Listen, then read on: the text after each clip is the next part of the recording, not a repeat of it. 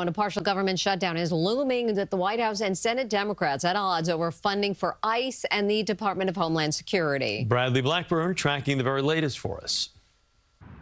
In Washington, parts of the government are set to be frozen because of anger over ICE. Senate Democrats are refusing to fund the Department of Homeland Security unless there are changes like restricting agents from wearing masks and tightening rules around warrants. Unless there are really strong, meaningful reforms to rein in ICE and stop the violence, there will not be Democratic votes to fund ICE and extend the awful status quo that now exists. They want our law enforcement to be totally vulnerable and put them in a lot of danger. They have some things that are really very hard to approve. A DHS shutdown will impact the TSA, Coast Guard, and FEMA, but Democrats blocked a vote Thursday rejecting a last-minute White House funding proposal.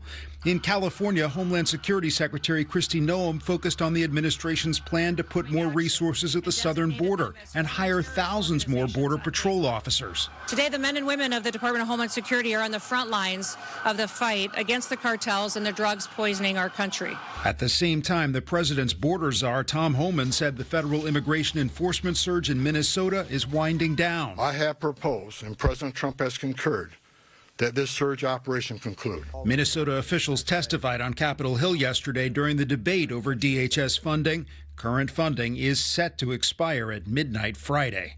Bradley Blackburn, CBS News, New York. And a partial shutdown could last some time as lawmakers are leaving Washington for a week-long recess.